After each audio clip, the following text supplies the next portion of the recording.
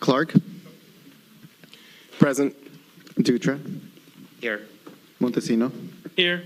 Orozco, Here. Parker, Here. Salcido, Here. and Quiroz Carter. Here. We have quorum. Thank you very much. We are going to move on to item 11, public hearings, ordinances, and appeals. We have abatement of a nuisance parcel in the city of Watsonville. And I believe we have a staff report by Senior Code Enforcement Officer Vargas. Welcome back.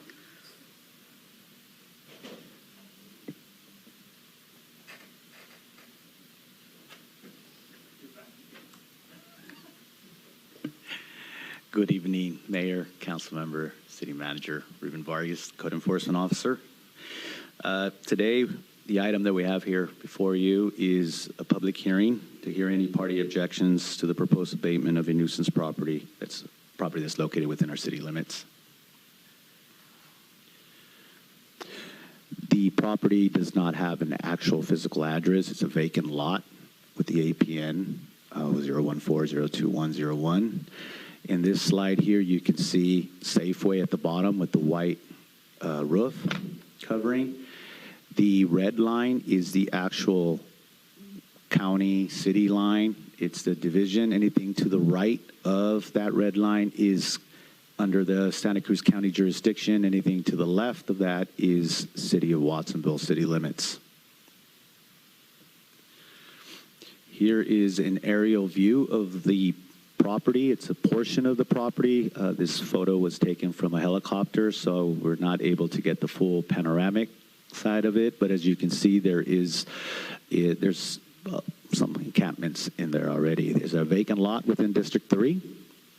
It is owned by KDS Dollywall Investment Incorporated out of Fremont, California. The contact information of the property owner is Karam Singh, who is the vice president, and Kulwinder Singh, who is the president. We initiated our inspection on July 3rd, 2023. We identified a lot of tent-like structures right next to the water line. As you can see, the unhoused population brought in a lot of furniture, chairs, personal belongings, cooking apparatuses, and trash and debris. Here is a photo of a pile of trash and debris that was scattered throughout the property. This is just one. There is many on this particular property of just accumulation of trash and debris.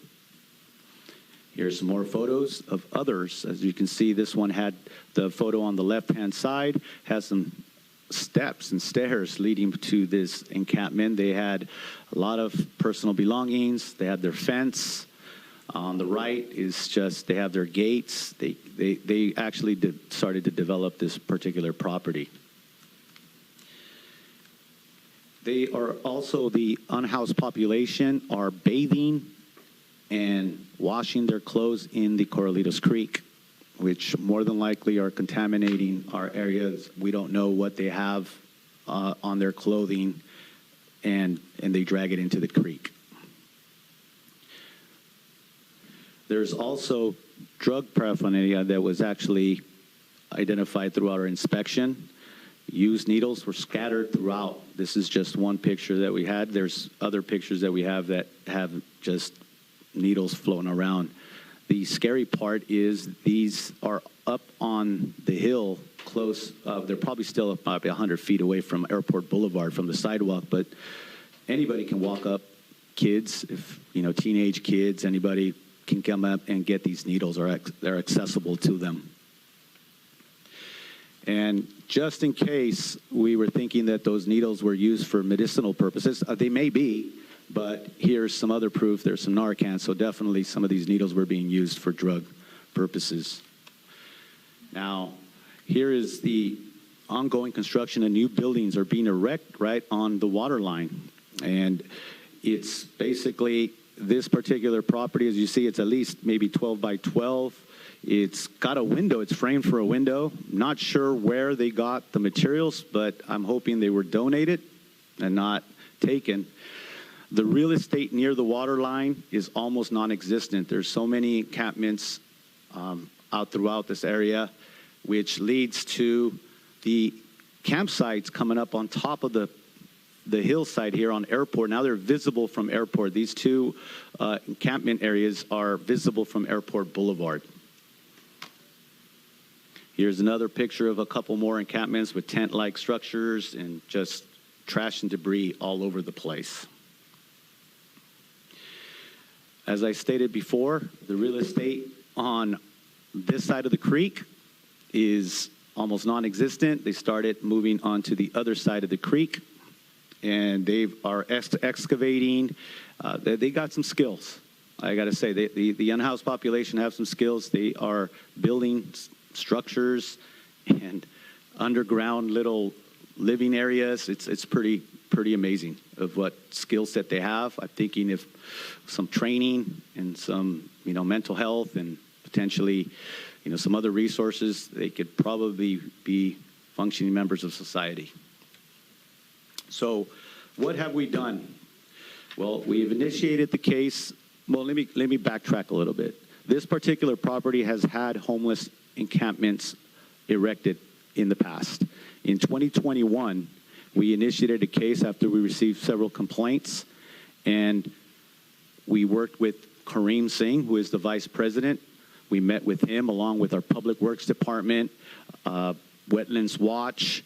It was even the office of our county supervisor was there, and I believe Watsonville Works was there. They were able to provide some services, some resources to the owner. Our Public Works Department was able to provide some dumpsters. I believe Watsonville Works, the advocacy group, was able to provide the manpower for them to start cleaning up the area. And I believe the property owner hired a landscaper at the direction, of course, of Wetland Watch to remove some of the brush, some of the non-native plants in that area. That's what we were hoping to do again. But unfortunately, that's not the case, right? We initiated the case on July 3rd after receiving many complaints from members of our community, from members outside of our community. We got complaints from the County of Santa Cruz Public Works Department. The office of our county supervisor was calling. We were getting a lot of calls. Our police department was getting calls. Public Works was getting calls. Everybody was getting calls. So we initiated a case. We issued a notice of violation to the property owner. So on July 6th, we had a meeting of Mr. Kareem Singh, because we have his email address from the previous, so we emailed him the notice. Along, of course, we mail it also, but he came into our office and he wanted to meet with us. We identified what was going on, what he needed to do to clear the violation. Now, Mr. Singh was more interested in development plans. He wanted to know what he could develop. Now, he had already met with city planners a few years back, and he wanted to meet again. Before he left that day, I told him this is separate. This is a distinct issue. This is the maintenance of your property. Any development plans you can have, you still need to clear up the property. So on July 20th, the timelines from that first notice of violation came up. We did a follow-up inspection, and the encampment was visually bigger. There was no action from the property owner. So we issued another notice and a citation. All right. On July 31st, we did another follow-up inspection. The encampment was even larger, more stuff all over the place. So on August 2nd, 2023, Mr. Kareem Singh, the vice president of KDS Dhaliwal, and his designer came into our office, and they spoke to our planning department, and they met with code enforcement. At the end of that meeting, I specifically told Mr. Singh he needs to clean up his property. He cannot allow it to remain in the state that is currently at. Mr. Singh says, I'm not going to clean it because the city is not going to allow me to develop it if I do. I said, this is a distinct matter. Please, you're going to be meeting with our planners to find out what you can build on that particular property. We want this property cleaned up because it's creating a nuisance to the surrounding area. Well, it fell on deaf ears. We went out to the sites many more times, issued more notices. We emailed Mr. Singh. Finally, Mr. Singh started denying. We send all of our notices go out certified mail, so somebody needs to sign for it. We send it also regular mail, so in case they refuse to sign, well, they started refusing to sign the last few notices and citations we've issued. But we know we also send it electronically, so I know they're getting the actual notices. So on March 11th of this year, I put in a call to Mr. Singh just in a last-minute effort to try to reach a resolution, hopefully get him to comply before going through this abatement process, which is going to get very costly for him. Mr. Singh basically told me that he needed to talk to his partners and that he would get back to me. I asked, give me a couple of dates that you guys are available. We can have a Zoom meeting. We can have it in person. You know, this is something that abatement is something that is last resort. We don't want to go through this, right? It's not good for anybody. It's not good for our property owners. You know, it gets very costly. Mr. Singh emailed me back a couple of days later, and instead of giving me dates, said, can you please call Mr. Kulwinder Singh, the president of KDS Dhaliwal? I said, no problem. So I called him. As soon as I got on the phone, I said, hey, Mr. Singh, this is Ruben from the city of Watsonville. We're trying to set up a meeting with you to see if we can get a resolution to this matter at hand before embarking into the nuisance abatement process. Mr. Singh was very upset, said, you know, I don't know what the city's doing. I've been trying to meet with you guys to develop. I said, Mr. Singh, this is completely a property maintenance issue. We're not talking about development plans at this moment. You can go through that process after you clean the property. Mr. Singh, I go, we're going to go through the nuisance abatement process if you don't clean it up. And he said, you guys do whatever you need to do, right? I go, I'm going to, and pardon my language, he said, I'm going to sue the crap out of you. And I said, sir, please have your attorney give me a call, right? I love to talk to attorneys, right?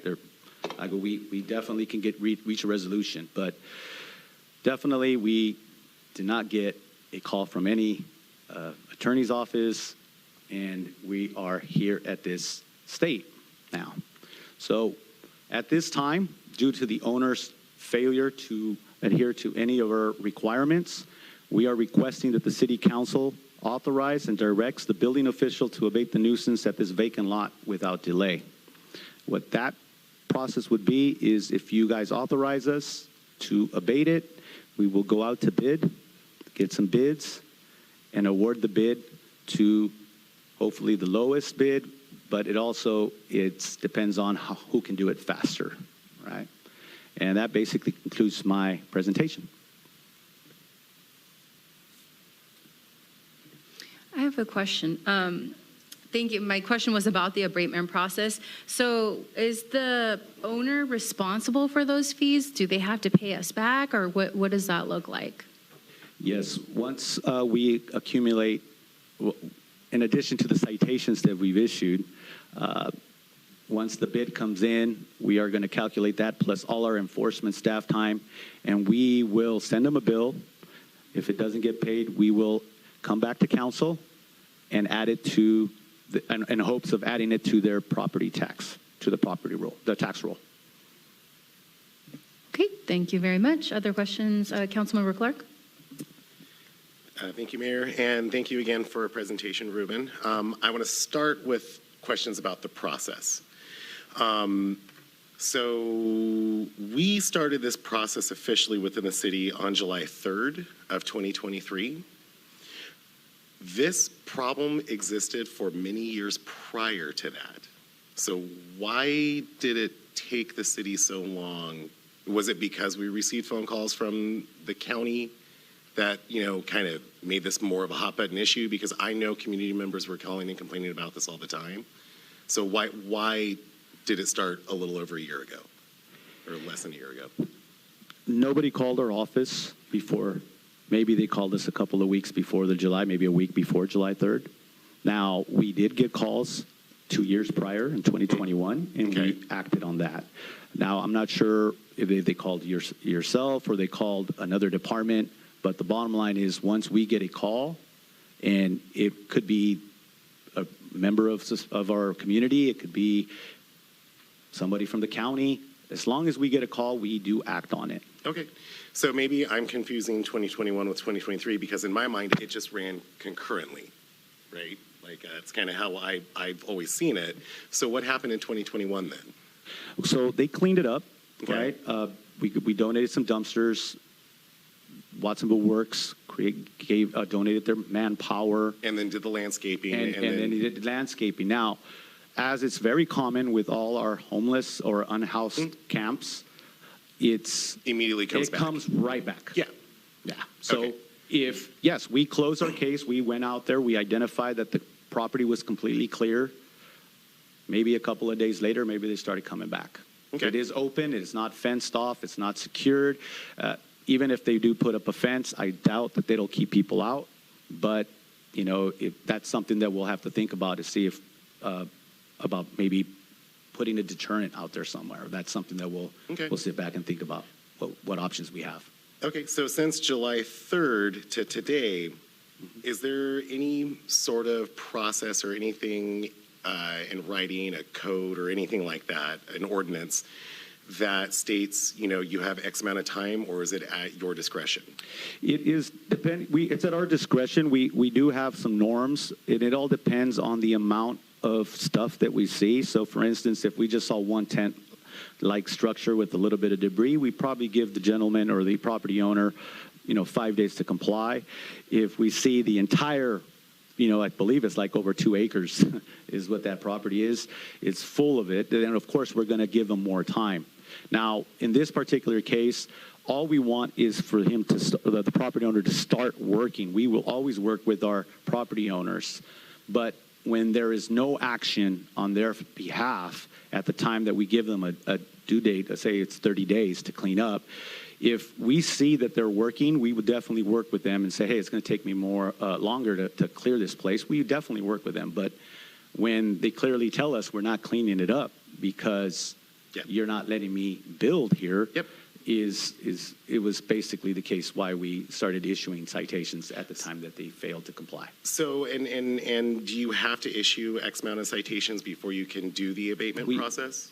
We try to go through our penalty provisions. We try everything. We try contacting them. We try emailing them. We try to give them as much of an opportunity to comply before we undertake this. Could we say 2 months after the fact, could we come to council and say we're going to abate it? Yes, but I mean, I don't know if you guys would be willing to say, hey, man, it's only been 2 months. I mean, what have you done to try to contact him? What have you done? This situation, absolutely. And that's what I'm leaning to. Now we know that we're getting the direction. So you are a much nicer individual than I would be with this, because the second someone says, nope, don't care, that's when we start the process. I feel that we gave this individual way too much leeway, and there are other individuals out there as well. You know which property I'm talking about for me specifically, and that's also been years. But yeah, I mean, like this is absolutely unacceptable. It's unacceptable on the side of the property owner and on the side of the squatters and the people who are doing irreparable harm to our environment and to our community. So yeah, I mean, absolutely, I'm all 100% for this. I just was like, what is this process, right? Like, why did you take so long to come to us? We have to give them due process of law, try to give them an opportunity to comply. And, in this case, it took a little bit longer. I understand, but it's just like I stated in my previous presentation, it's the cooperation of the property owner that streamlines our process. If they're willing to comply, then it gets done fairly quickly. If they just are reluctant to it, then of course we have, I'll give you an example. We have another property where our legal team is representing us, and it is dragging on. It's been years, so it could potentially just take a long time. But we are not going to play with that. And in the meantime, the businesses and the residents around this area have suffered like you wouldn't believe, and so like this has major impacts not just, for the river and for the landowner that clearly does not care, but to the surrounding area as well. So thank you for all of your work, and yes, bring stuff to us. Councilmember Parker? Thank you. And thank you, Councilman, for your comments. So I have a couple of questions, and you're going to probably tell me what you told him. But here's the thought. If this is just going to happen again and again and again, is there a reason why that area cannot be developed?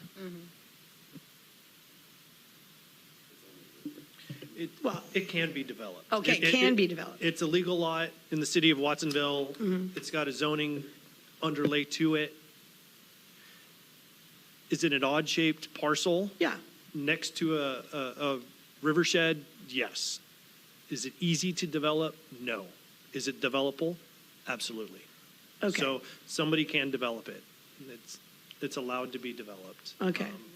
Do these folks own more property in the city of Watsonville? They sure do. Yeah. Have they developed that property in the city of Watsonville? It's already developed. They're commercial places, commercial buildings. And what are they? Okay. The Chevron on Main Street, across the street from Nob Hill, next to Western Dental. Uh-huh. And they own the old Ace Hardware shopping center. The Ace Hardware, I believe it's Hope Thrift and... Oh, where Orchard Supply was. That's correct. I'm sorry. Orchard Supply, that's what I meant to say, not Orchard. And they own the Eric's Deli area and then the other little strip on where the old Pizza Hut used to be. All right. So, ostensibly, they've been here for a long time as business owners. Yeah? Yes. Property owners. Okay. Well, I can see us working with them insofar as once they get it cleaned up, and I think you explained that to us, that you explained it to them. Once you get it cleaned up, then you talk process about development. But if it's already happened, that was 2021, and then it came back worse. Yes. And you heard, I don't know if I have an answer to that, but I certainly don't want to reward such negative behavior towards the city where these folks are clearly doing business with us and the residents are supporting them. So I'm in favor of this, but I'm also in favor of you following up on it very quickly again if it starts. Definitely will. Yeah. Got the direction. Yeah, thank you. Councilmember Dutra? Thank you, Ruben. This has been like, I get people complain about this all the time, that area. It's like really bad. And those pictures, I didn't even realize how bad it was until you just shared it with us. I only saw it from the outside. So, but, go ahead. Those pictures don't serve it justice. Oh, really? It's really bad. I need to take some training on how to take some photos because it's worse than what it looks like. Well, my real concern was like, imagine how many needles are in that waterway now. I mean, and someone else brought up, imagine the fentanyl that's gotten into that waterway. I mean, we're destroyed. Where are our environmental groups in Watsonville? This should be a huge concern. Well, the Department of Fish and Game has just recently sent a notice of violation to the property owner. Okay, good. So they are also concurrently running alongside our enforcement case. They sent me a copy of their notice. So they are just started, I believe it was in March, early March, that they sent them a notice. So these owners are going to be getting hit hard on all ends soon. I would hope so. Our goal is to gain compliance, and if they're just reluctant to comply, then. So I did notice though across the street, because I think I feel like I really first started seeing it in this condition during COVID, and they did clean up across the street and they put a fence up, and I've noticed there's been no one in there since they put that fence up. Are we talking about behind Safeway? Yes. So if you're going to cross the little bridge on the right, do you know it's all fenced now? Not to interrupt you, I think, because I've heard from a couple of friends that live in the back, it's a HOA. The HOA did that? The HOA did that. But I'm just saying it because works, they were having a lot though. of issues. It works. And if it's behind if it's, Yeah, and I'm if sure it it's is on by the HOA. bridge, then that area is probably under the county of Santa Cruz So jurisdiction. I think we should force them to do the same thing, you know? But because look at what, I mean, when you see what, because I just, it's going to happen again. They're going to come back, like you said, just days after cleaning them up, they're going to come back. So it's not going to really solve the problem. It's going to be a very expensive bill for the owners. But I mean, at this point, they're like, I don't care, just throw it on my tax roll, you know? So, and that's the attitude that they're going to have towards us. So we have to think of a solution. And I do see, and I know people don't like putting fences up, but they work. I think it depends on what type of fence, right? Yeah, because some Right. can be cut through very easily, yeah. True, right. But that's up to you guys to figure out the type of fence that. Could that be you part know. of the abatement process? We would actually talk to our team here, and of course, we would see through our legal. Yeah. Because I think it would be great. I mean, if we're really trying to prevent this from happening, we need to do our due diligence to do whatever we can to ensure that we are addressing the issue. The other thing, when it comes to the planning department,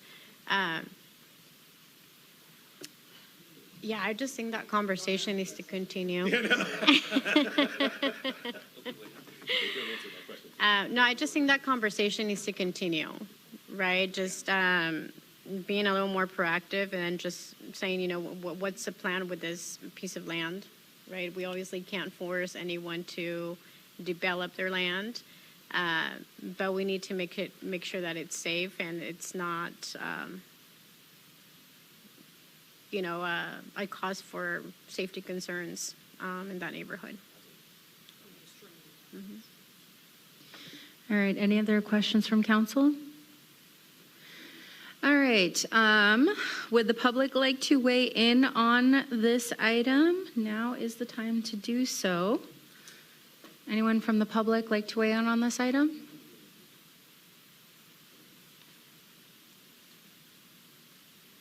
Welcome. I just wanted to say I live in District 2, and thank you for all the service that you do, City Council, for volunteering your time. Renee, wish you good luck in the city of Salinas, and great presentation from Ruben and the building official.